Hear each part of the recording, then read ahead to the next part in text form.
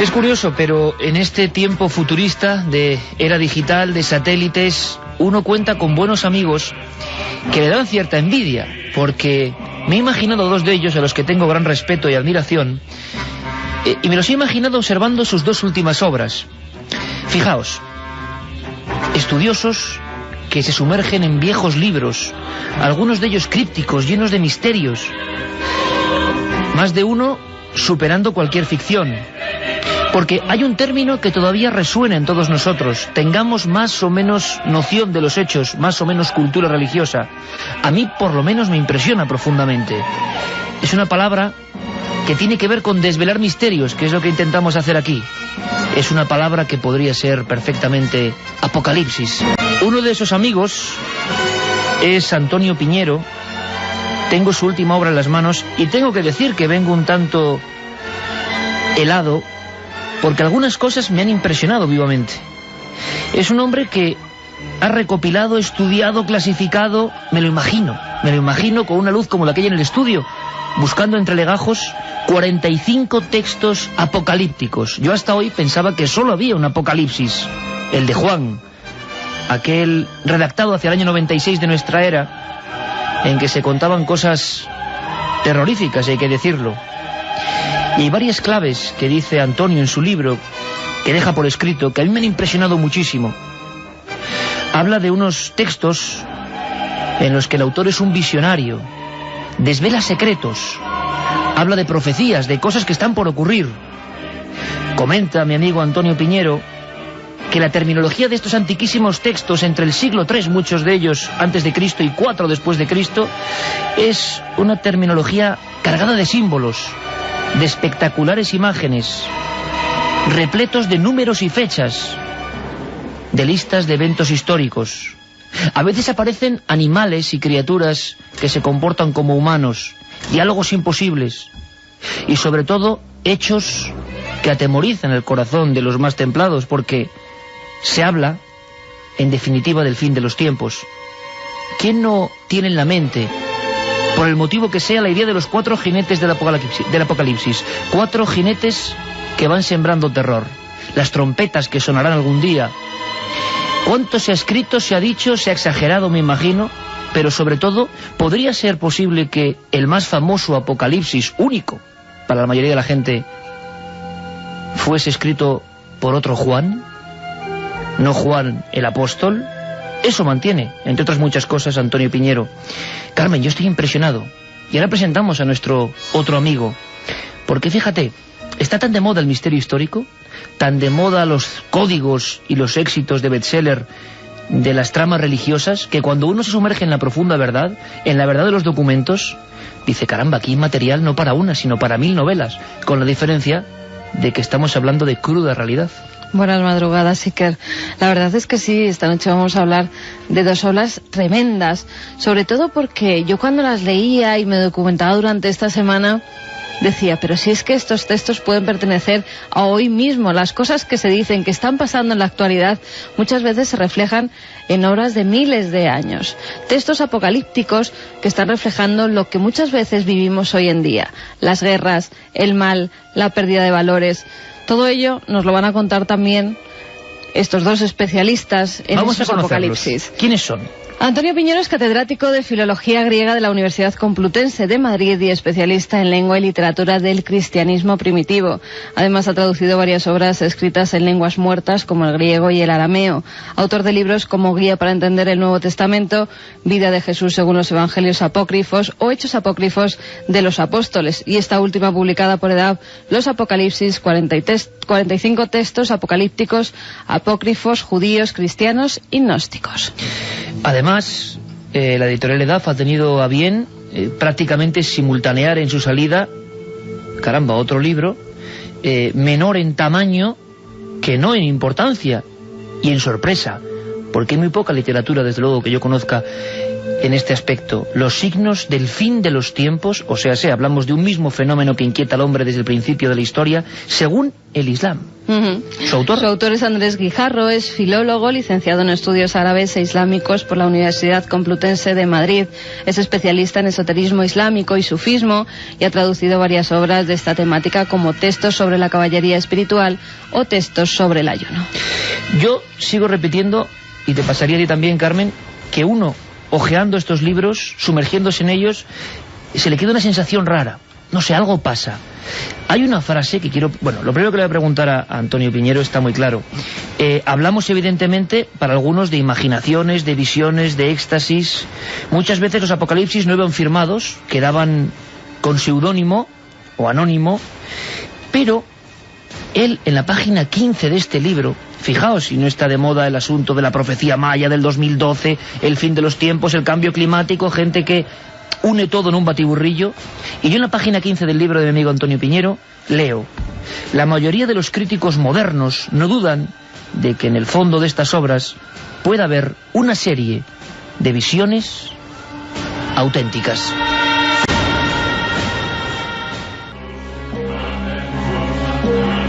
Y no me digas, Carmen, que uno de los personajes por el cual más han preguntado nuestros amigos comentaristas siempre, y tampoco hemos sabido responder con certeza, ahora sí tenemos posibilidad con estos especialistas, es la figura, la sombra, la efigie, la presencia de esa entidad al que algunos textos llamaron anticristo, ¿no? Tantas preguntas. Bueno, pues sobre todo eso nos podéis preguntar, vuestros comentarios son importantes. Y yo presento a nuestros amigos. Buenas noches, Antonio. Buenas noches, Andrés. Buenas noches. Hola, buenas noches. Bienvenidos. Hombre, con esta música y este ambiente estamos un poco metiéndonos en escena, ¿no? Yo he de decirte, Antonio, sabes que la admiración que le tengo es absolutamente real, que me estaba quedando muy impresionado, primero por esa frase, porque tú que estudias estos textos, que eres una autoridad en la materia, hablas evidentemente de cosas que son revelaciones muy extrañas. Algunas de las visiones superan cualquier guión cinematográfico. Y sin embargo, ¿crees que puede haber una parte de verdad? Totalmente convencido. Estamos en unos siglos, ya nos hemos trasladado mentalmente al siglo III antes de Cristo, y esta gente se juega la vida cuando manifiesta en público, ya sea pues en un trozo de papiro o hablando con la gente, estas visiones. Es decir, que no era tranquilo manifestarse diciendo estamos en el momento en que este rey que nos está gobernando, o por ejemplo, como le puede interesar más a la gente en la época de Jesús, cuando nos están gobernando a los romanos, y yo he tenido una visión en la que veo que va a ocurrir esto y esto, y que el fin del mundo está próximo. Esa gente lo decía de verdad. Ahora, el convencimiento pleno de que es verdad lo que están diciendo no quiere decir al mismo tiempo que en los textos que yo he recogido en el libro, a la hora de escribirlo, ellos no adornaran esas visiones, y a eso voy, no adornaran con una tradición que ya tenían, porque es que había bibliotecas, había grupos que tenían pequeñas bibliotecas con esos textos. Por ejemplo, los conocemos, los del Mar Muerto. Había otros grupos, por ejemplo, en el desierto de Judá, que vivían o fuera de las ciudades de Israel, donde tenían una especie de vida en común y una habitación con unos pocos libros, no tanto como los teníamos nosotros o podemos tenerlos ahora. Pues bien, en esos libros, a la hora de escribir, evidentemente se embellecían las visiones y se tomaba la tradición de otro que había tenido una visión semejante. ¿Por qué?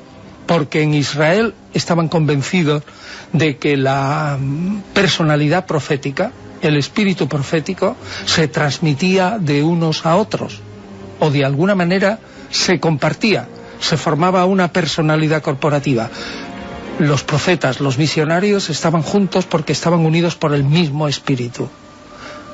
Entonces era lícito poder tomar a otro, copiar, digamos. Hoy en términos modernos sería copiar, pero en término antiguo yo tomaba de otro una vivencia que a lo mejor con más cualidades literarias que yo había expresado lo mismo, y se lo tomaba y lo escribía y adornaba mi visión con los rasgos que había tenido el otro, de tal modo que se forma como una especie de archivo o biblioteca profética en el cual tú puedes hurgar y puedes tomar lo que te interese porque estás convencido de que estás diciendo lo mismo. Es que es muy curioso, Antonio, porque estamos acostumbrados ahora mismo a la ciencia ficción, a las películas, a los elementos, y cuando uno se sumerge en estos textos tan antiguos, revive escenas que dices, caramba, qué imaginación, o qué veían, o en qué estado mental o alterado de conciencia estaba esta gente, o realmente estaba recibiendo señales. Vamos a poner un pequeño ejemplo. Hemos dramatizado o hemos puesto en la voz de nuestro compañero Carlos Cala algunos fragmentos muy breves de ambos libros, porque es impactante cómo suenan, es impactante cómo se pueden trasladar ahora con la magia de las ondas. Vamos a ver si nuestro compañero Juanma Frasquet puede ponernos ese documento 6, que es un fragmento de uno de estos 45 apocalipsis. Luego, Antonio, iremos en por qué no solo hay uno y creíamos que solo había uno, y hay muchos más, y quizá revelen otras cosas. Pero fijaos qué imaginería, qué criaturas, qué descripciones, algunas de auténtico terror. ¿Por qué escribían esto? Y sobre todo, ¿por qué enfocándolo todo al final de los tiempos? Da la sensación que hay una corriente que indica desde el principio que todo esto se va a acabar. Escuchamos este fragmento. Viaje al lugar de los muertos. Volví atrás de nuevo y vi un gran mar. Yo estaba pensando que era un mar de agua, pero observé que era completamente de fuego, como una masa que lanzaba muchas llamaradas y cuyas olas ardían con azufre y pez. En aquel mismo momento me puse en pie y vi un gran ángel delante de mí. Sus cabellos estaban sueltos como el de las leonas. Sus dientes salían de su boca como los de un oso. Sus cabellos estaban sueltos como los de las mujeres. Su cuerpo era como el de las serpientes, mientras se disponía a devorarme. Cuando lo vi, tuve miedo de él, de forma que todos los miembros de mi cuerpo se aflojaron y caí sobre mi rostro. 1:48, 9,3 grados, siempre en directo, viajando en el tiempo, en este caso, muchos siglos atrás, en busca de los que escribían cosas como estas, anunciando el fin de los tiempos. ¡Qué visiones, Antonio, qué visiones! Es que parece increíble. Estas personas creían que habían visto esto, que habían recibido esta señal, y todo eso, esas revelaciones espirituales, enfocadas a una cosa un poco siniestra, ¿no?, que es alertar de que llega el fin, de que habrá un momento de fin. Sí, pero para ellos no. El espíritu general no es siniestro. Los visionarios forman el cuerpo de los salvados. Y para ellos el fin es la liberación de cualquier momento malo que hayan tenido. Y si en algún momento, como en este fragmento, se presenta un ángel que va a describir el tormento no es para el visionario ni para sus amigos, el tormento es para los malos, los que han perseguido al grupo de los visionarios y son los que van a caer ahí. Es decir, que ellos, en realidad, en todo caso, para una mentalidad moderna, lo que nos parecería quizás hasta mal, que se pongan como espectadores, así en una tribuna, empiezan a mirar hacia abajo y dicen, mira, ahí van estos otros que nos han fastidiado durante toda la vida, que nos han hundido, que nos han sometido a tormentos tanto físicos como morales, y mira cómo desfilan ineluctablemente, ineludiblemente, al momento más amargo y para siempre. Y les ves pasar y luego aparece el fuego, pero claro, no están ellos, ni sus amigos. Los que están son los malos. Bueno, todos los que estamos aquí somos de los buenos, ¿eh? Porque nosotros nos vamos a ir a esos sitios, vamos a ir a otros, porque también hay descripciones del cielo, misterios celestes, o por ejemplo un libro que a mí me gusta mucho y que tiene, yo siempre dije, bueno, yo solo por el título ya me encanta esta obra, Libro del curso de las luminarias celestes. Es bellísimo ese título. Luego el contenido quizás te desanima un poco, ¿no? Pero es cómo va el cielo saliendo por su ventana, el sol saliendo por su ventana en el cielo, y después se ven otras ventanas y aparecen las estrellas y va explicando por qué la luna tiene las fases, de una manera un poco elemental. Pero esos son momentos buenos, ¿eh?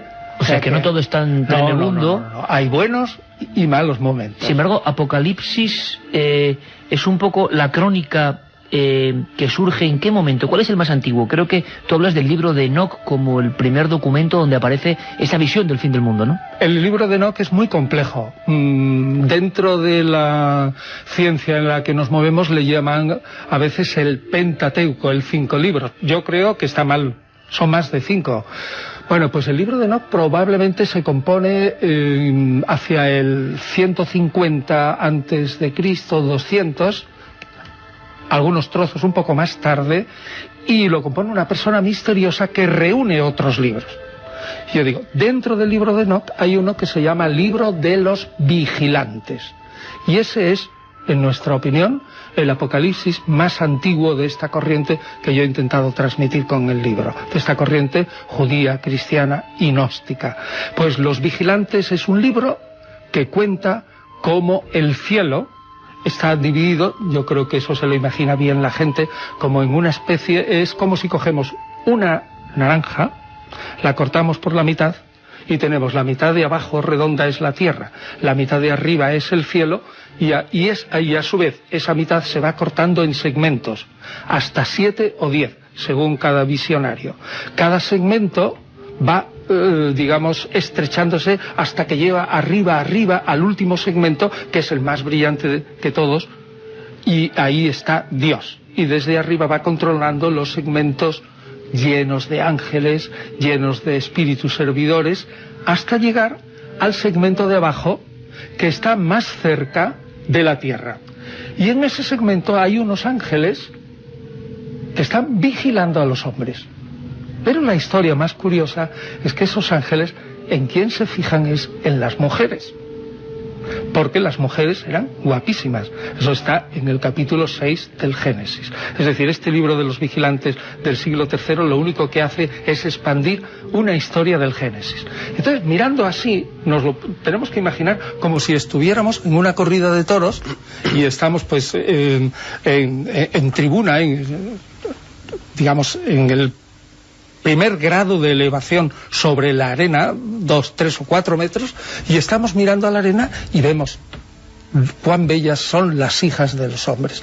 Y esos vigilantes se enamoran de las mujeres, adoptan una figura humana, se acercan a ellas, se casan con ellas y tienen con ellas los famosos héroes que son relumbrantes en grandes historias desde antiguo. Y esos héroes son los gigantes. Pues ahí está el primer Apocalipsis. ¿Qué es lo que pasó con esos gigantes? O sea que este Apocalipsis no se refiere al final, sino a alguna de las cosas que pasó al principio. Y ahí realmente ni los buenos ni los malos tienen ninguna parte. Es una revelación absoluta de un misterio que el vidente no hubiera sabido, no hubiera poseído, no hubiera podido describir después, si no le hubiera venido un ángel y lo hubiera desvelado. ¿Qué es lo que pasó con estos gigantes? Pues este es el primer Apocalipsis. Lo que queda clarísimo es que estos asuntos son apasionantes. Sumergirse en esto en pleno siglo XXI es reencontrarse con auténticos enigmas de la historia. Vamos a tener 1 hora entera para debatir, para que hagáis preguntas. Nos acompaña Andrés Guijarro, que podría ser la cara que se oculte, bueno, iba a decir, no que se oculte dentro del Islam en el sentido de buscar historias extrañas en el Islam, sino para demostrar que en esa cultura ocurre exactamente lo mismo, incluso con frases, con documentos, con aseveraciones que decía Carmen antes, que leyéndolas ahora es muy curioso, porque incluso lluvias que parecen lluvias ácidas, situaciones que parece que incluso estamos pasando por ellas en algunos casos, no es cuestión de asustar, pero sorprende el grado casi profético de estos signos del fin de los tiempos según el Islam. Andrés, impresionante también este trabajo que nos demuestra que en la cultura islámica también había esa sensación de que iba a haber un momento, le llaman la hora, ¿no? Sí, efectivamente.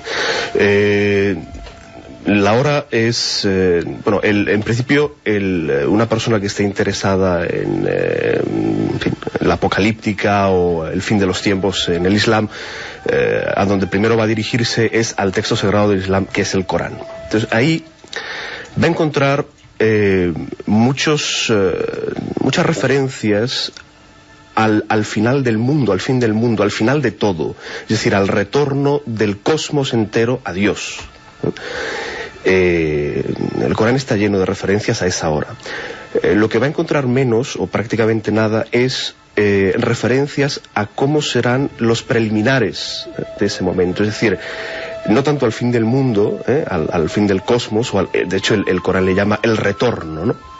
Con diferentes, al-Ma'ad, en otras expresiones, que todas tienen la raíz del retorno, es decir, cuando retorna toda la manifestación, todo el cosmos, retorna a Dios, ¿no? Hasta la muerte, ¿no? Dicen algunos textos, ¿no? La muerte, que es la que da muerte. Hay hadices, ¿no?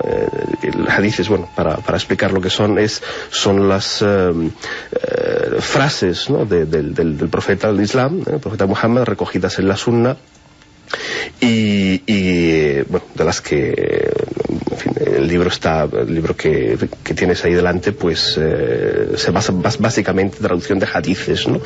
Entonces hay hadices que describen cómo será el final de todo. Entonces la muerte va dando fin a todo, y al final la misma muerte muere, y entonces... O sea, como el final de la gran película de la historia. Claro, ¿no? La muerte va dando muerte a todo lo que existe, y finalmente se da muerte a sí misma, y ya es el retorno definitivo del cosmos a Dios. Pero eso es de lo que habla el Corán. El Corán habla poco de los preliminares, del fin de los tiempos, de cómo serán las sociedades, los hombres, los personajes, los acontecimientos, del momento de decadencia de las civilizaciones y de la existencia humana. Precisamente, Andrés, permíteme, porque estamos casi al final de esta primera media hora, pero hemos recogido algunos de esos dichos o textos, impresionan bastante, signos dentro de la cultura islámica, que uno lo relee ahora, como tú has hecho para recopilar para el libro, y se queda un poco impactado. Escuchamos. Algunos de los signos que tendrán lugar antes de la llegada de la hora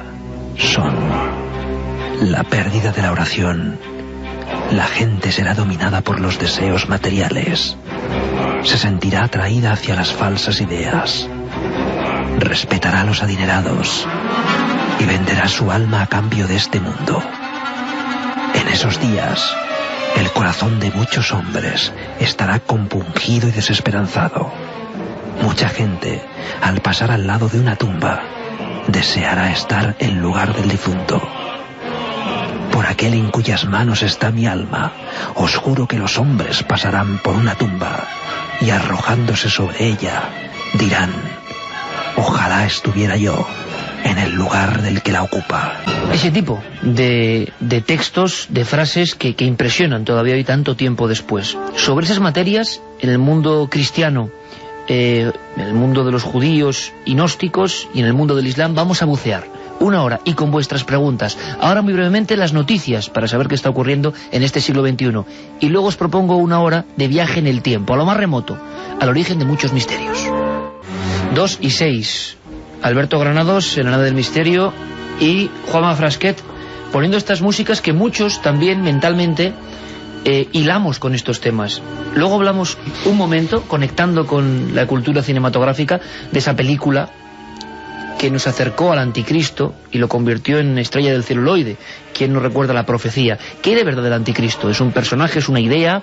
¿Aparece también en el Islam, el anticristo?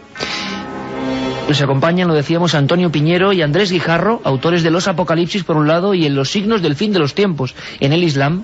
Así tenemos prácticamente un abanico amplísimo que nos demuestra que el hombre siempre ha tenido especial hilazón con algunos temas.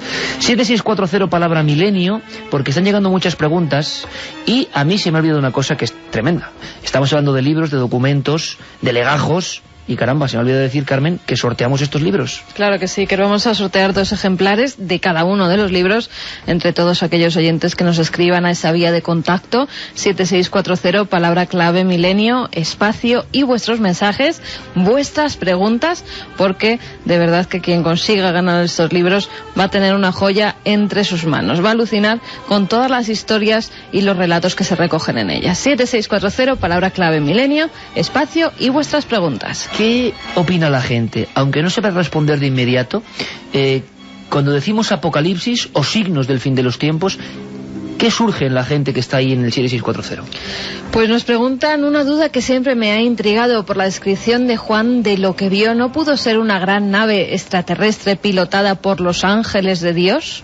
Caramba, ahí es nada, Antonio? Un poco complicado. No, respondo. Si quieres, muy breve, por favor, Antonio. No, nada, eso ni hablar. Mira, este libro fue compuesto en un año específico dentro del Imperio Romano, el emperador Domiciano, y allí no había naves ni extraterrestres ni había nada. Y lo que estaba viendo... Bueno, habrá quien te discuta eso, Antonio, ¿eh? Bueno, hay que decirlo. Pero yo no lo creo. A mí me han preguntado a mí y yo respondo honestamente lo que yo opino. Pero habrá gente que te hable de los Clipei Ardens, aquellos, ¿no? Escudos volantes que decían que se veían, pero en tu opinión, imposible. En el Imperio Romano no había naves. Vamos, imposible. En mi opinión, sí. Bea y María desde Valladolid nos dicen, pues entonces el fin del mundo ya está aquí. Impera lo material y el egoísmo. Estamos acabando con todo.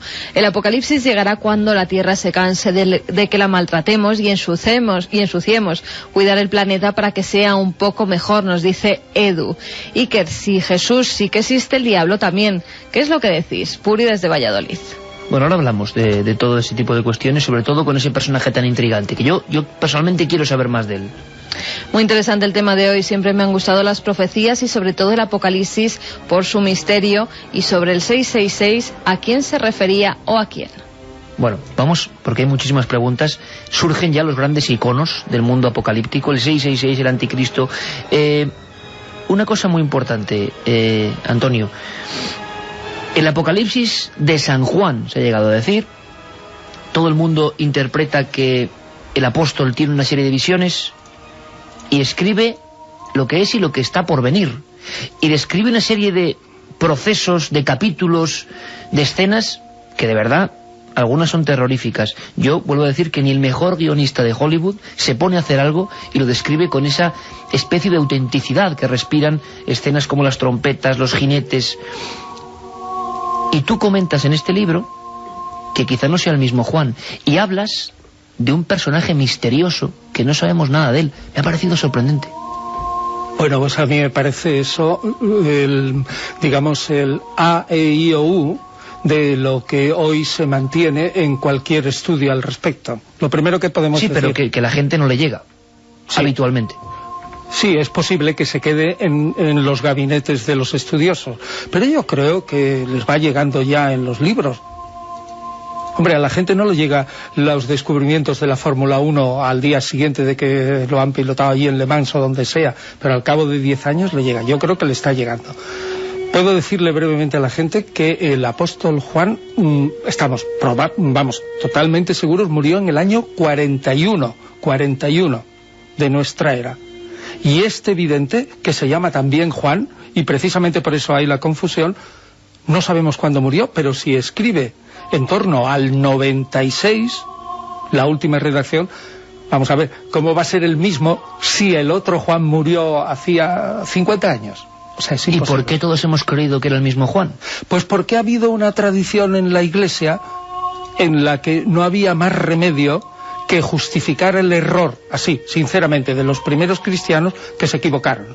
Los primeros cristianos, cuando en torno entre el 150 y el 180 introdujeron este libro en el Apocalipsis, en el canon del Nuevo Testamento, estaban totalmente, en la lista de libros sagrados del Nuevo Testamento, estaban totalmente convencidos que el autor había sido el apóstol Juan.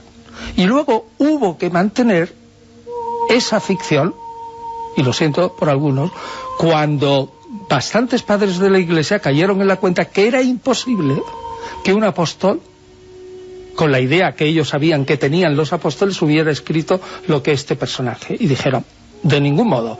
Y desde luego, esos padres de la Iglesia dijeron, de ningún modo, el autor del Apocalipsis es el mismo Juan que escribió el Evangelio de Juan.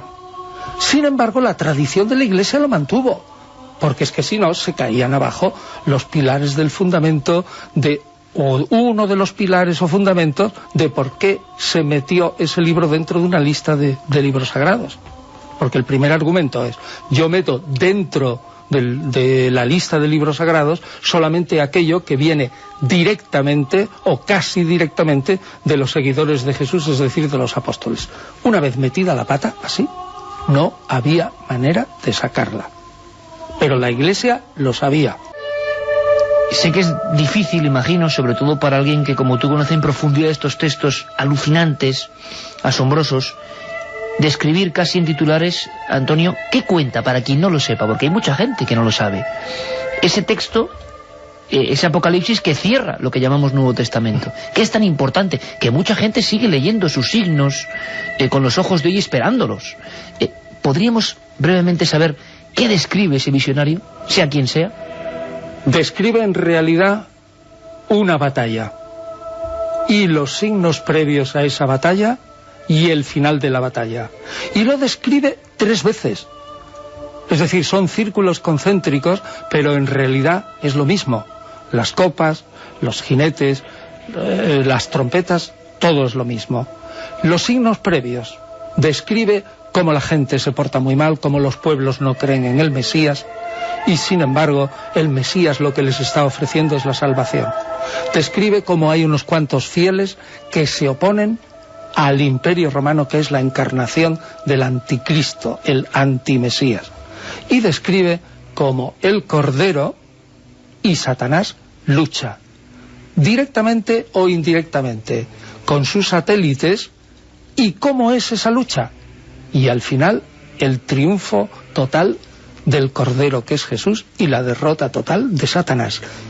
Y cómo los que son fieles a Jesús pasarán 1000 años en la tierra, banqueteando, viviendo espléndidamente, hasta que pasados esos 1000 años habrá otra última batalla muy breve, en la que Satanás será totalmente derrotado, y entonces vendrá un cielo nuevo y una tierra nueva, que es el paraíso. Ahí aparecen algunos iconos precisos que la gente también, gracias al celuloide, gracias a 1000 libros, 1000 historias, tiene muy metidos dentro de la cabeza.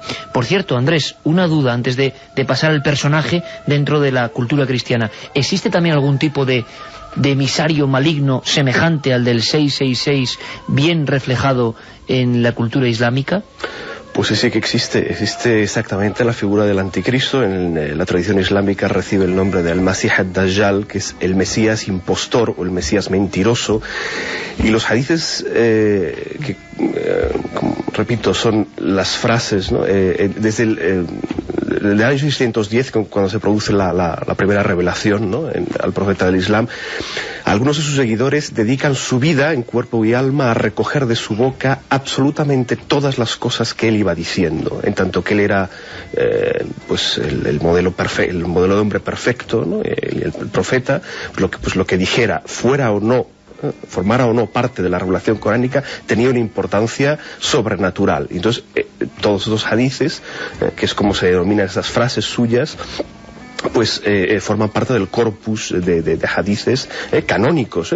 La mayoría de estos hadices que recojo en el libro son hadices canónicos que se encuentran absolutamente en las recopilaciones canónicas de miles y miles de hadices recogidos de temática variadísima, muchas de ellas apocalíptica. Entonces, en muchos de estos hadices se habla, y el profeta del Islam, Muhammad, habla del Masih ad-Dajjal, del Mesías impostor, y de las prefiguraciones, que es una cosa interesantísima, de las prefiguraciones del anticristo, y es legítimo llamarle también anticristo en el Islam, porque el Masih ad-Dajjal, el Mesías impostor, el anticristo, será finalmente muerto por manos de Cristo, a manos de Cristo, a manos de Jesús en su segunda venida, que es algo que aparece también como parte de los signos de la hora, de los signos del final de los tiempos en el Islam. La segunda venida de Cristo, casi con la exclusiva, hay otras funciones, ¿no?, pero casi con la exclusiva función de acabar con el anticristo. Es decir, si en su primera venida tuvo otras funciones, la función básica para el Islam de la segunda venida de Cristo es acabar con el anticristo. Solo él puede acabar con el anticristo. Entonces, independientemente del definitivo, los hadices hablan de prefiguraciones, algunas de ellas ya en vida del profeta. Es decir, había personajes, en muchos casos, se recogen diálogos con ellos, ¿no?, de algunos de los compañeros del profeta, personajes muy ambiguos, que daban la sensación de que ya eran prefiguraciones del anticristo en esa época. Personajes anónimos, no necesariamente importantes o tiranos o gente que pudiera ejercer un mal a otros niveles, ¿no?, sobre la gente. Muchos eran personajes anónimos, pero que ya ejercían una función anticrística. Y entonces esta misma función la reproducirán o la representarán otras prefiguraciones del anticristo, hasta llegar a la definitiva, que será pues luego hay otros hadices que dan a entender de que el anticristo definitivo, digamos, ya estaba vivo en esa época, pero como en un hadith, un testimonio impresionante, ¿no?, de Tamim ad-Dari, ¿no?, que es un cristiano convertido al Islam en la época del profeta, que le narra pues una experiencia visionaria también, ¿no?, que tuvo él con otros marinos, ¿no?, en una isla, en fin, interesante, desde el punto de vista interesantísimo por la imaginería, ¿no? ¿Cómo lo describen, Andrés? En estos, por ejemplo, esta visión, bueno, ¿se parece a lo que describen los ellos describen un ser que se encuentra encadenado. Bueno, ellos llegan a una isla, tienen una serie de encuentros alucinantes, ¿no?, con una serie de seres y de criaturas que les van indicando que se dirijan a un sitio donde hay alguien que tienen que ver, y bueno, llegan a una especie de monasterio subterráneo, algo parecido, ¿no?, en el que hay un ser impresionante, encadenado, y que les hace una serie de preguntas. ¿Quiénes sois? Somos árabes. Entonces les hace 3 preguntas sobre la situación de 3 cosas. Una de ellas es, una fuente que se encuentra, que todavía existe, al norte de Siria. Otra sobre los palmerales de Dailam, que son los palmerales que están cerca del lago Tiberíades. Otra les pregunta si ha aparecido ya el profeta de los árabes. Entonces ellos van respondiendo esas preguntas, y al final él confiesa, les dice que él es el anticristo y que está ahí encadenado hasta que Dios libere, ¿no? Y él retorna Tamim ad-Dari y le cuenta al profeta lo que ha visto. Entonces el profeta, después de una de las plegarias comunitarias del viernes, le dice a la gente que no se vaya, que tiene algo que decirles, y invita a este compañero suyo, cristiano converso al Islam, que cuente su experiencia, ¿no? Y bueno, la experiencia es más variada, y ahí en el libro la recojo, ¿no?, la traduzco, ¿no?, en su totalidad. Pero bueno, sin embargo, había otros hadices que darían la impresión de que, igual que los hadices al respecto del Mahdi, ¿no?, que es otro personaje interesantísimo, que da la sensación de que él no será consciente de su misión hasta muy poco antes que vaya a tener lugar, ¿no? Otros hadices respecto al anticristo dan la misma sensación, es decir, de que él no será consciente de su misión hasta poco antes de que vaya a tener lugar. Hay hadices contradictorios, eso es evidente, ¿no? Pero bueno, lo importante es el mensaje final, ¿no?, y digamos el espíritu final del hadith, ¿no?, a lo que alude, y el hecho de que, a mi entender, es lo más significativo, ¿no?, de que ya se vaticina que va a haber determinados personajes que van a ejercer una función anticrística en su momento, y para sus sociedades, y que bueno, el definitivo vendrá pues en su momento, esté o no vivo, eso es lo más interesante, ¿no? Hay descripciones, como decimos, terribles. Es curioso porque el arte no muchas veces ha intentado dibujar o describir al anticristo. Recientemente, ¿recuerdas, Carmen? En Siena, hay una de esas que dicen que es descripción del anticristo que impresionan vivamente, ¿verdad? En la sala de los juicios. En la sala de los juicios de Siena, que se ha reproducido muchas veces en libros. ¿Cómo sería? Es una figura como de cara azulada, con los dientes por fuera. Sí, como ejemplo de mal gobierno de lo que está por venir, ¿no? Es una sala donde la parte derecha sería la del buen gobierno y la parte izquierda la del mal gobierno. Siempre ganaría el buen gobierno, que es el que se muestra en la parte central, y en el mal gobierno sí que tendríamos pues un poco lo que sería la visión del infierno, de las almas, sobre todo lo malo. Esas almas en pena que han hecho pecados en la tierra y que son llevadas por esa figura maligna. Hay incluso una balanza donde se pesa esas almas para ver si han sido buenas o si han sido malas. Siempre, como digo, en esa sala ganaba lo bueno. Lo bueno era lo que se quedaba. Y es curioso porque en ese mismo salón, los que eran condenados salían por una puerta y los que decían que no eran culpables salían por la puerta de los buenos. Descripciones tan precisas en ocasiones que sorprenden. ¿Por qué le dieron cierta forma a este anticristo que es tan temible aparentemente? Escuchamos uno de esos viejos fragmentos casi del principio de los tiempos. He aquí, pues, sus señales, que os voy a decir para que lo reconozcáis. Es un joven, pequeño y de piernas delgadas, con un mechón de cabello blanco en la parte delantera de su cabeza. Es calvo, sus cejas llegan hasta sus orejas, y hay una costra de lepra en sus manos. Se transformará delante de quienes lo miren. Se convertirá en un niño o en un anciano. Podrá adoptar todas las señales, pero no podrán cambiar los rasgos de su cabeza. En esto reconoceréis que Él es el Hijo de la iniquidad. Esta música precisamente que pone Juanma es tremenda, nada es casualidad, se llama Apocalipto. Por cierto, Carmen, sobre el anticristo preguntará mucha gente, cada uno a su manera. Lo del 666 veo en la pantalla del 7640 que es universal, que la gente quiere saber qué significa y por qué se le dio esa cifra concreta a este fenómeno, personaje o idea. La verdad es que hay muchas preguntas en torno al apocalipsis. David desde Murcia, por ejemplo, se pregunta si en todos los apocalipsis viene por segunda vez el Hijo de Dios, si se produce esa segunda venida. Antonio. En los cristianos, sí, rotundamente. La segunda venida pertenece al credo fundamental del cristianismo primitivo y se repite en todo momento. ¿Hará Cristo una segunda aparición en la tierra después del apocalipsis? También lo preguntaba Bárbara. El fin del mundo podría ser en cualquier momento, solo hay que ver lo que pasa todos los días en este planeta. Es una pena, Fran desde Lanzarote. Todo principio tiene su fin. El universo es cambio y debemos adaptarnos a él con positividad.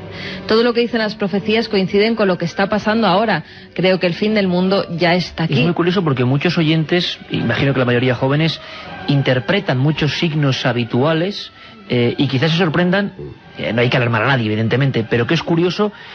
Hay una cosa que luego quiero que me cuentes, Andrés, que es muy interesante, del mundo del Islam, que conocemos menos evidentemente, que era inconcebible que se pensaran algunas cosas que se escriben ahí, y que ahora sí que serían posibles. Luego lo comentamos. Creo que el apocalipsis es simplemente el fin de una etapa, era o creencia. Tras ello habrá otras creencias, otra fe, nos dice Isa desde Lache. Me gustaría que hablarais un poco de los Dijin y demás criaturas. Saludos desde Cabra, ciudad del dios Mitra, nos dice. ¿Es inevitable el apocalipsis? ¿Tenemos posibilidad de evitarlo o retrasarlo, o estamos predestinados a la destrucción? Lo que estamos predestinados es a saber un poco más, que es lo importante. Vamos a ver, Antonio, 666, se ha escrito, dicho tanto, ¿por qué ese número? ¿Realmente es ese número o es otro? Porque también hay corrientes que dicen que era 616. En definitiva, yo he leído, escuchado de todo, y me gustaría que tú me ilustrases y nos ilustrases. ¿De dónde surge ese número? ¿Por qué? ¿Qué importancia tiene y cómo lo valoráis los estudiosos? Hay varias tradiciones, efectivamente, como has dicho, que aparecen reflejadas en los manuscritos. 606, que no son muchos, los manuscritos del Apocalipsis son de los que menos hay dentro del Nuevo Testamento. 616, 606 y 666, pero el que más se ha impuesto es este último, 666, y corresponde a la letra N, 616 propiamente, 6NRN, Nerón, y es el emperador Nerón. Curiosamente, las descripciones del anticristo en el cristianismo primitivo son muy escasas. Es única esa que habéis leído vosotros. En general es un mal rey, es el imperio romano en general, es un mal emperador, es un falso profeta, es un mal maestro, pero no una persona especialmente ni fea, patizamba, calva o rara, no. Y este en concreto, que lo sepa todo el mundo, y es una cosa, yo creo, que aparece en todas las Biblias en el pasaje correspondiente como una nota, significa Nerón. Y la idea es, aunque Nerón ha muerto cuando se escribe el Apocalipsis, ese Nerón es tan potencialmente malo que resucitará por su propia maldad y se encarnará en Domiciano. Ese Domiciano es el que va a empezar a perseguir a los cristianos de Roma como Nerón, y eso desencadenará la persecución general, que es el comienzo de la batalla del fin de los tiempos. Domiciano es el Nerón revivido, o redivivo, más cultamente. Y no hay más, ¿Por qué tanta gente relaciona diablo, Satanás, fuerzas malignas con anticristo? Pues porque el Apocalipsis siempre presenta a Satanás como al lado de la bestia, que es propiamente el Imperio Romano, y del falso profeta. En el Apocalipsis hay 3 personajes malos, 3. Un falso profeta, una bestia y Satán. Por eso se relaciona el anticristo con Satán, porque está al lado y es el que le da la fuerza. Es curioso, pero el cine popularizó con una de las películas más terroríficas de todos los tiempos, con una interpretación de un niño que yo creo que nadie ha podido olvidar, y yo creo que gracias, o por desgracia, por la influencia de esta película, mucha gente volvió a preguntarse por el anticristo y pensó que era un personaje no de ese tiempo, sino que podía regresar y podía incluso pertenecer. Se han hecho muchas cábalas sobre cuándo nacerá, fechas incluso. Por eso pregunta mucho la gente. Mucha además, gente, ¿no? Fechas. Si hay una fecha fiable del nacimiento del anticristo, por ejemplo. Vamos a recordar, aunque sea brevemente, ese retazo, porque en el año 1975, con actores impresionantes, se hizo esta película, que luego se volvió a, como dicen ahora, hacer un remake, que desde luego no tiene nada que ver con la fuerza, en mi opinión, de la primera, pero sí que el término anticristo, hasta en las personas más alejadas de lo religioso, cobró cierta fuerza. Y esa imagen histórica del cine en que el padre separa el pelo del niño y aparecen los 3 seises, creo que también hizo que esa cifra, que nos ha resuelto en parte nuestro compañero y amigo Antonio Piñero, pues generase un sinfín de cábalas, y cuántos libros, y cuántos significados, y cuántas profecías. Recordamos. La profecía en el libro de la revelación 8:7. Dios le ha dado un hijo. Es perfecta. No tenemos mucho tiempo, señor Thorne.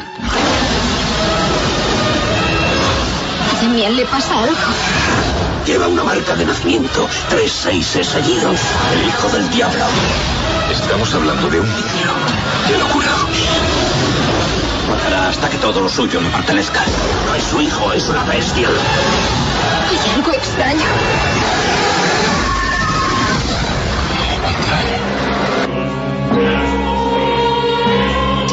Dos y media en punto. Por lo tanto, Antonio, aquí se ha visto el hijo del diablo. El cine, cierta literatura, tiene culpa de que esa idea siga flotando. No hay que sacarla o extraerla de su contexto, de cuando se escribieron aquellos textos. Característico de todo personaje apocalíptico es que se cree que él está viviendo los albores, el principio del fin de los tiempos. En el Nuevo Testamento, en la primera carta de Juan, en el capítulo 2, tenemos claramente que el que escriba esa carta, que tampoco sabemos quién es propiamente, dice: hijos míos, estamos viviendo los últimos tiempos, aquí está ya el anticristo, estos son, porque lo pasa al plural, estos son los falsos profetas que andan pululando por la comunidad y que nos quieren pervertir. Luego es normal que se siga esa tradición y que aquel que tenga el sentimiento de que, con una religiosidad profunda, de que el fin del mundo está cerca, pues que piense también que el anticristo esté al lado, pertenece a la tradición.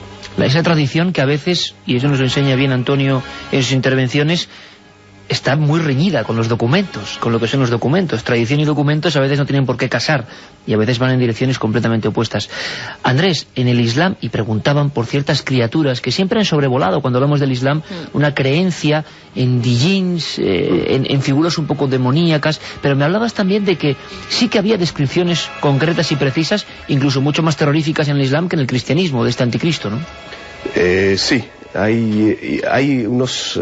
por un lado se dice que será un personaje fascinante que arrastrará a la mayor parte de la humanidad detrás de él, ¿no?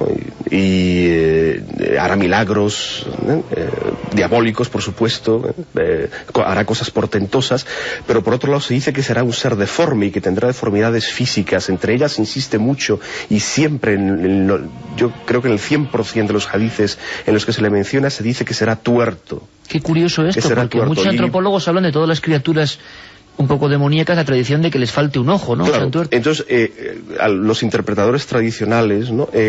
Bueno, pues desde los más, digamos, literalistas hasta las interpretaciones sufíes, ¿no? Digamos, más esotéricas, bueno, dan a entender que es una deformidad simbólica, ¿no? El hecho de que sea tuerto puede significar que su dominio será solo sobre un mundo, digamos, ¿no? O sea, no tendrá dominio sobre los dos mundos, es decir, no tendrá ningún poder sobre el mundo espiritual. Su poder, su dominio, su control se limitará a uno de los mundos, ¿no? Al mundo físico y a los elementos psíquicos, digamos, del mundo físico, ¿no? Aproximadamente, Andrés, y en el Islam se cree más, porque da la impresión de que la cultura cristiana se ha separado un poco de la creencia profunda en algunos de los términos prodigios, por extraños que sean. ¿En el Islam sí que se cree más ciegamente en este tipo de hechos y se interpretan como absolutamente reales? ¿A qué tipo de hechos te refieres? ¿A la temática apocalíptica? Exactamente. Bueno, no. Fin de los tiempos, señales, signos mayores. No, hombre, es algo que evidentemente forma parte en tanto que forma parte del hadith y de las tradiciones consideradas válidas, forma parte, digamos, de la fe de todo musulmán, ¿no? Pero no es algo que obsesione, no es algo que obsesione, ni algo que haya condicionado, por ejemplo, el tema, por ejemplo, del Mahdi, ¿no? El tema pues no ha habido atribuciones, ¿no? Que hayan, es decir, no es algo que obsesione o que haya levantado o que haya creado movimientos mesiánicos, ¿no? Del estilo, pues, en fin, no sé, pienso incluso en el judaísmo, ¿no? El judaísmo del siglo XVII o XVIII, ¿no? Que ha habido movimientos como el de Shabbat Tzvi, por ejemplo, ¿no? Esto no ha existido en el Islam, a pesar de que todos esos son elementos presentes en el hadith y que todo musulmán que los lea los tiene presentes y los conoce, pero no obsesiona, ¿no? Las características del particulares, ¿no? De la espiritualidad islámica o permiten o impiden, mejor dicho, que el creyente no se obsesione, aunque lo considere como una evidencia, es decir, como algo que va a suceder, de esa forma, independientemente de que lo interprete desde un punto de vista más literal o más simbólico, pero no duda de ello, pero no le obsesiona ni condiciona su creencia, en el mundo, no. Es curioso, sin embargo, que y más en la cultura cristiana, hay un montón de personas de un tiempo a esta parte haciendo cábalas de la llegada de Santicristo. Nos parece curioso. Antonio, hablábamos antes de ese polémico Apocalipsis de Juan. Hay varias escenografías, me gustaría llamarlas impactantes, y una cosa un poco más personal. A ti, que has leído estos 45 textos, estos 45 Apocalipsis... Hay más, ¿eh? Hay más de los 45. Hay bastante más. Lo que pasa es que hay una limitación. No se puede hacer un libro pues de 500 páginas, pero podíamos haberlo rellenado, y desde luego estos apocalipsis que aquí transmitimos en el libro no son completos. Si hubiéramos puesto los 45 completos, cierto que, y con alguna introducción un poco más grande, llenamos las 1000 páginas. Oye, ¿cuál es la escena personalmente que más te ha impresionado que se narran estos apocalipsis? Porque hay algunas que están en lo que diría Jung el inconsciente colectivo, ¿no? Se han hecho películas maravillosas sobre los 4 jinetes del Apocalipsis, intentando recrearlos, los ángeles y la trompeta. Muchas escenas, algunas más conocidas, otras menos. A ti personalmente, porque el estudioso imagino que a veces tiene que penetrar un poco a veces en ese mundo, y sé que a ti te ocurre, ¿no? Te imagino estudiando estos textos y uno tiene que imaginar. ¿Cuál es la que más te impresiona, quizá por lo espectacular o extraño de lo que se describe? Pues, sin duda alguna, el Apocalipsis mejor, más impresionante, y a mí personalmente también, es el Apocalipsis de Juan. Es decir, los 3 ciclos de los jinetes, las copas, la ira que se verte, las plagas que caen, las trompetas, las luchas finales. Con mucho es el Apocalipsis más bello, mejor conseguido, más intenso, más impactante, y el que te deja el alma un poco temblando. Es decir, que aunque no seas un creyente, lo lees y te tiembla el alma por dentro y dices, bueno, aquí hay una descripción, yo de alguna manera pues me siento conmovido. Lo comprendemos perfectamente. Vamos a escuchar otro documento que es muy interesante, un documento que nos retrotrae al Islam, a uno de esos dichos o sentencias. Andrés, me comentabas antes que es increíble que en el tiempo en que fue esto escrito se pensara que esto podía suceder. Escuchamos un momento. Las falsedades y los fraudes serán considerados públicamente genialidades, y la caridad será considerada algo negativo y hasta dañino. El hombre no respetará a su padre ni a su madre. La madre será la esclava de la hija. Las madres se afligirán por la dureza con que las tratarán sus hijos. Lloverá en momentos inusuales e inadecuados. Los cielos se cubrirán de impurezas, inmundicias y pestilencias. Dichos como este y algunos mucho más precisos. Comentábamos alguno justamente en el tiempo de noticias, allá afuera, Andrés, precisos que se han ido cumpliendo, es curioso, y que lo más sorprendente es que en aquel tiempo era increíble ni siquiera imaginarlos. Sí, estas descripciones que de hecho corresponden, los hadices apocalípticos en la clasificación que se hace es de signos mayores y signos menores, ¿no? Como aparece en el libro. Los signos menores son los más generales, los que de hecho tienen muchos elementos en común, algunos al pie de la letra con otras tradiciones, incluso algunos muy lejanas, ¿no? Con los Puranas, por ejemplo, que hablan pues del Kali Yuga, del final del Kali Yuga, con textos incluso budistas, ¿no? Que hablan de la Edad Oscura también. Entonces son los más generales, ¿no? Y todos estos que hemos oído forman parte de eso, son los que hablan sobre todo de una decadencia fundamentalmente espiritual y de una pérdida del conocimiento, de una pérdida del conocimiento sagrado, de la ciencia sagrada. Los hombres de conocimiento o van desapareciendo o van ocultándose conforme avanza la Edad Oscura, se van ocultando y claro, al desaparecer los hombres de conocimiento, que son luminarias, ¿no? Que son luces, pues todo se va oscureciendo. Entonces, como consecuencia, hay una decadencia moral también, y hay una subversión, ¿no? Del orden, de los valores tradicionales, etcétera.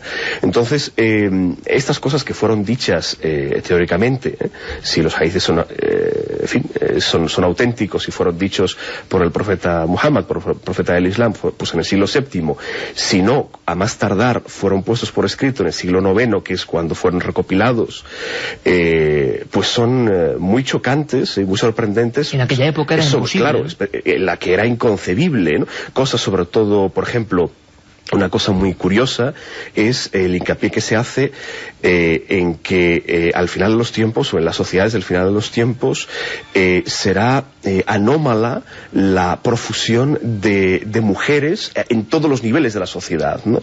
Hasta tal punto, dice que un hombre mirará a su alrededor y parecerá que hay 5 mujeres por cada hombre. Le dará esa sensación, hasta tal punto las verá en todas partes, ¿no? Eso en esa sociedad era algo inconcebible. O que los hijos maltratarán a los padres, les despreciarán, no les respetarán. Hay frases, los hadices son poco literarios, pero muy rotundos, y tienen una imaginería poco variada o poco colorida, pero hay algunas imágenes que dejan huella, ¿no? Y utilizan expresiones que impresionan, ¿no? Una de ellas es que, por ejemplo, que al final de los tiempos a un hombre le será mejor educar a un cachorro que a un hijo, hasta tal punto, porque el hijo no le será de ningún bien. Incluso hablan de sexo, digamos, de cara al público. Sí, otra cosa interesante, ¿no? Claro, que dice que llegue época era inconcebible que hombre, hay descripciones que son hasta chuscas, ¿no? Vamos a decir que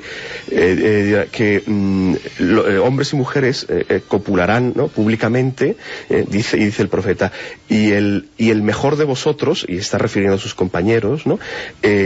Cuando pase a su alrededor, o a hombres que tendrán la categoría espiritual de sus compañeros, ¿no? Cuando pase a su lado, lo más que les dirá es, por favor, apartaos, ¿no? Puedo pasar, ¿no? A la pareja que esté copulando, ¿no? Es decir, bueno, esto, entendemos esto como una experiencia visionaria, ¿no? Como pues, puede estar describiendo, pues, efectivamente, un tipo de moral sexual, o incluso la misma pornografía, ¿no? Es decir, una época en la que un acto sexual es posible, que sea visto públicamente por muchas personas, es algo que en cualquier sociedad tradicional es inconcebible. Sociedad tradicional islámica o hindú, o en fin, cualquier sociedad tradicional, ¿no? El acto sexual es algo, por por su propia naturaleza, corresponde a la más estricta privacidad, ¿no? Y sin embargo estaba escrito ahí en el Y siglo ahí aparece VII, que IX. una cosa propia de las sociedades del final de los tiempos era que los actos sexuales serán algo visible públicamente por todos, ¿no? Entonces, y bueno, o por ejemplo, lo que hemos oído, que los cielos se cubrirán de impurezas e inmundicias.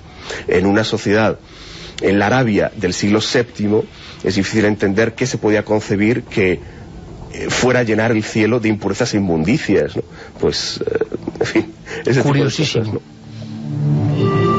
¿no? Tan curioso como saber, Antonio, si en el mundo que tú has y sigues estudiando de estos apocalipsis, también hay señales sorprendentes que podrían asociarse a realmente lo que pasa en esta sociedad, ¿o no? No es tan precisa la profecía en algunos temas. En el mundo cristiano las señales del fin de los tiempos son generalmente astronómicas, son grandes catástrofes. Ahora, también hay lo que ha dicho Andrés, de una perversión de la sociedad, padres contra hijos luchando, hijos contra padres, hermanos entre sí, los esposos que se odian, eso en líneas generales, pero lo dicen como de pasada. Lo que verdaderamente impresiona es que llega un momento en que la luna se tiñe de sangre, el cielo se oscurece, empiezan los relámpagos, chocan los astros, empieza una lluvia torrencial de fuego, de barro, de aguas negras. Son fenómenos, en líneas generales, como si fuera que la naturaleza participa de ese final y se colapsa. Y ese colapso hace que la gente sienta terror, pero los malos, a pesar de todo, no se convierten. Cosa importantísima, Antonio. Hablamos de 45 seleccionados textos apócrifos judíos, cristianos y gnósticos. ¿Dónde están realmente estos textos físicamente? Imagino que para los estudiosos es fácil o difícil llegar a ellos, pero hablamos de auténticas piezas de arqueología, claro. ¿Dónde están estos apocalipsis? Pues se han perdido todos, absolutamente todos. Lo único que conservamos son traducciones de los originales, y cuando los originales fueron escritos en lenguas, digamos, más accesibles para el mundo cristiano occidental, que era el griego y el latín, también se perdieron. Lo único que tenemos son copias de copias de copias. Se empiezan a hacer esas copias por escribas cristianos en torno al siglo II y III. Viene luego la gran persecución hacia el 290 de Diocleciano y se pierden casi todas. Quedan unas cuantas en los monasterios, que ya había bastantes en la época, y a partir del siglo IX o siglo X, podemos decir que hacia el final de la parte más oscura de la Edad Media, empieza un resurgir de los monjes, el interés por estos textos, y se empiezan a copiar de esos manuscritos. Pero esos primeros manuscritos se pierden también. En realidad, lo que nosotros, las fuentes son las ediciones modernas, entre comillas, que empiezan a finales del siglo XVIII dentro de los estudiosos, tanto protestantes como católicos. Claro, la gente... 18 siglos. Sí, en que hemos prácticamente perdido y que no quedan nada más que copias de copias. Ya sé que la gente se desmoralizará y dirá, bueno, y entonces no tenemos algún archivo por ahí secreto. En absoluto. Estas copias de copias están en innumerables bibliotecas, en archivos, bueno, en el Vaticano, por supuesto, pero son de dominio público. Absolutamente todas, repito, de dominio público. Han sido todos estos textos editados en ediciones científicas, es decir, con la técnica de cómo nosotros podemos coger un manuscrito griego, latino, etíope, copto, siríaco, etcétera, y podemos pasarlo de la letra manuscrita a una letra imprenta, ver las variantes si es que hay distintas copias de esos presuntos originales, y se acabó. Es decir, que el que quiera, o bien va a las bibliotecas, o si no, va a las colecciones en lengua española, en lengua inglesa, en lengua italiana o en lengua alemana, donde desde el siglo XIX se han puesto en forma de libro accesible a todo el mundo. Pero Antonio, hemos asistido últimamente a descubrimientos de textos antiquísimos. Recordarán todos los amigos de Cuarto Milenio y Milenio 3 la polémica del supuesto Evangelio de Judas. Que, por cierto, ¿de eso hay alguna novedad? No. ¿Se sabe algo? Nada. No, ¿Sigue el tema ahí? La novedad es que ya ha salido la edición crítica, pero no aporta nada. El texto copto, digamos, maravillosamente impreso con notas críticas, es decir, pequeñas suposiciones donde hay un hueco del manuscrito, no nos aporta nada. Entonces, ya sé, yo no he dicho efectivamente que hay pues unos 7 u 8 apocalipsis que se descubrieron en 1945, pero si es que hay más de 100.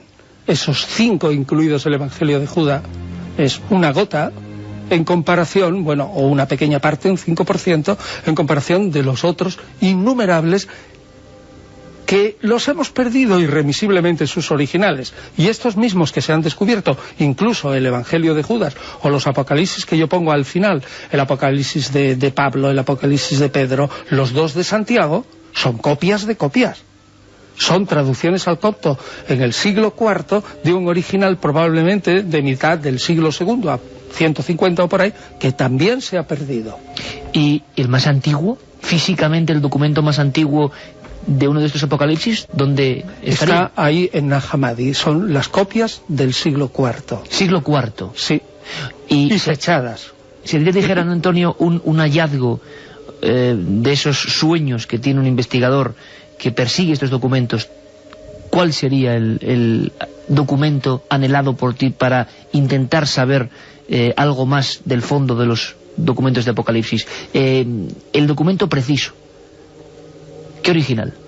Pues dentro del Apocalipsis yo sinceramente no echaría en falta ningún Apocalipsis especial. Yo echaría en falta de otro tipo de cristianismo y, si quieres, palabras ocultas, perdidas de Jesús, palabras de los apóstoles.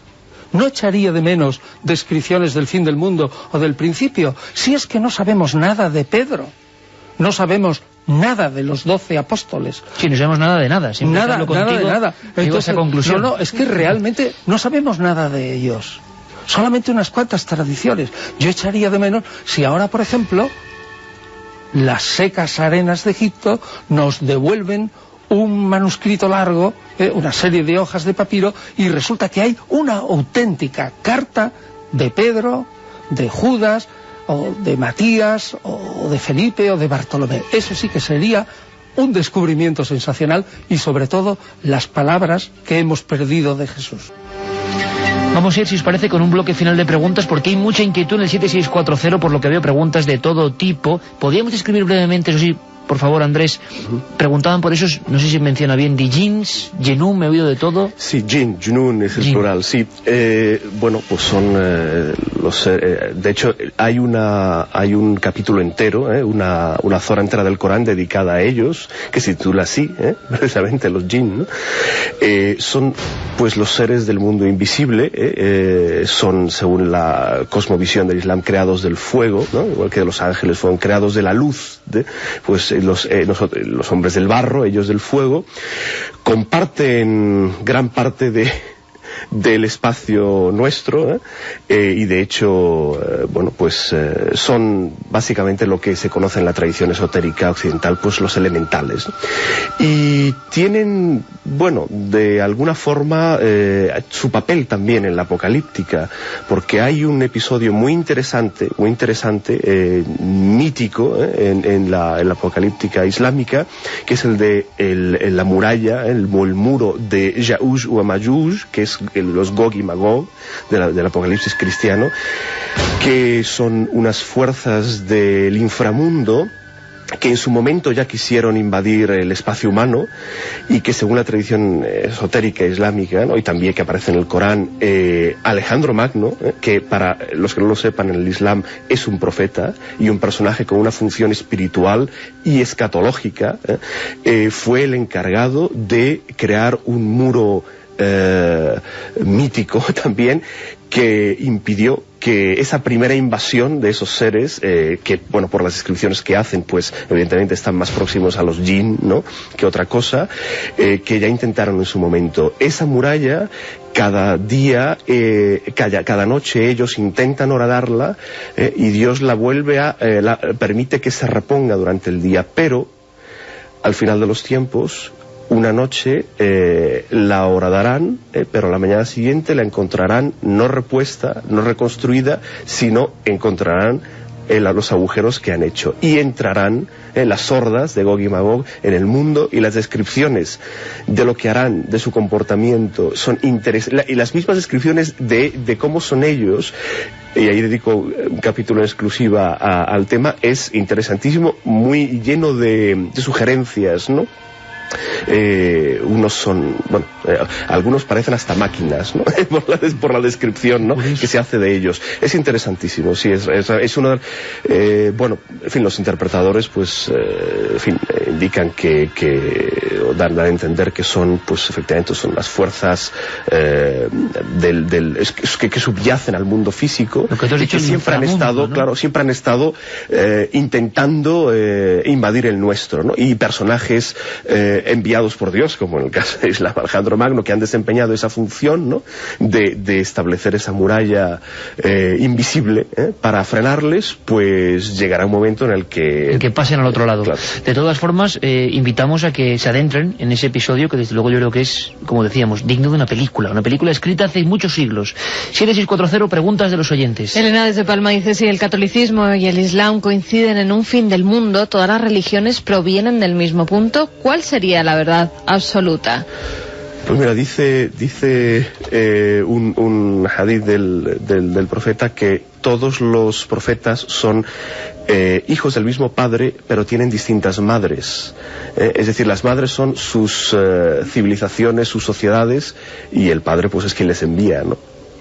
Y la verdad absoluta no existe. Para Antonio le preguntan que dónde pone que Juan muere en el 46 y dónde hay escrito algo en el 94. En los Hechos de los Apóstoles lo que se cuenta es que hubo una persecución por parte de Agripa I. Agripa I lo conocen algunos de nuestros oyentes si han visto la serie Yo, Claudio. Es el judío que sale como amigo de Claudio. Bueno, pues ese, en el año 41, para congraciarse con una serie de fariseos y saduceos que estaban a su alrededor, mató a cristianos que eran judíos disidentes, y aparecen los Hechos de los Apóstoles. Y si se escribió algo en el 94, bueno, no tenemos ninguna prueba física, pero analizando las alusiones a los emperadores que hay dentro del Apocalipsis, deducimos que es la época de Domiciano, en torno al 94-96. Vi una película basada en el supuesto Evangelio de Jesús. ¿Habéis oído hablar de ello? Palabras escritas por él. Bueno, hay una tradición también que hay un supuesto Evangelio de Jesús, pero de ese no tenemos ningún fragmento en los que son nuestras fuentes principales, que son los padres de la Iglesia que combaten a los apócrifos. Es decir, ni lo consideramos. Pensamos que es un invento. Buenas madrugadas. ¿Hay algún equivalente de la Legión del Infierno en los textos musulmanes? La Legión del Infierno. Bueno, son las... prácticamente lo que estábamos hablando, ¿no? Sí, es eso por un lado, y por otro lado, pues todos los seguidores del Anticristo, claro. Sí, sí. Más bien creo que la importancia y la relevancia del tema del anticristo fue creada para dar más veracidad a la teoría divina de Cristo. El Apocalipsis no será el fin del mundo, sino el fin de nuestra civilización tal y como la conocemos. No nos estamos ganando el seguir aquí, opina Diego desde Palencia.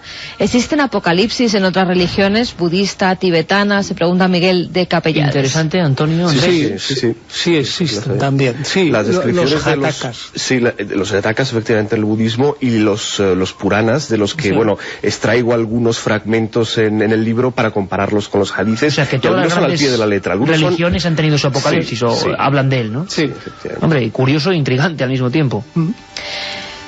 Juancho desde Castro Urdiales, por ejemplo, dice si se pierden los manuscritos o no interesa que vean la luz. Teoría conspiranoica total, Antonio. Claro, no hay ninguna conspiración. ¿Qué más desearíamos nosotros que tener los textos? Y es lo que decía antes, tenemos 100 apocalipsis, pero se escribieron 2000 o 3000. Cuando yo decía, no sabemos nada, es en proporción a lo que ignoramos. Claro que sabemos algo, ¿no? Entonces, no hay ninguna conspiración. Y lo digo al final, no hay un archivo secreto, no interesa nada. Es decir, si la Iglesia es la primera que ha propulsado e impulsado que se editen los evangelios apócrifos y cualquier tipo de apocalipsis y otros apócrifos. ¿Por qué? Pues porque la batalla la dio la Iglesia en el siglo IV, V, VI y VII. Ahí sí que se intentaron o bien manipular estos textos, algunos están manipulados, muchos por los cristianos, o bien machacarlos. Pero como el resto que queda es, según la Iglesia, tan fantasioso, tan tremendamente, digamos, ahí lleno de ideas un tanto raras, a la Iglesia le da igual. Es decir, yo opino, y yo, ya sabéis, yo no soy ningún creyente, pero sin embargo opino que la Iglesia no, vamos, estoy seguro, no oculta ningún solo apócrifo. Uy, vamos con los ganadores. Sí, rápidamente. El primero de los libros, Los Apocalipsis, de Antonio Piñero, es para Nacho, que nos dice, es la descripción del Apocalipsis simbólico, arquetípica, y por ello siempre parece que es actual. Otro de los libros de Antonio Piñero es para Alberto de Torrejón, que preguntaba, ¿podría decirnos qué opinión tiene de la rueda que vio Ezequiel o qué interpretación le da es otro el invitado? Es otro día.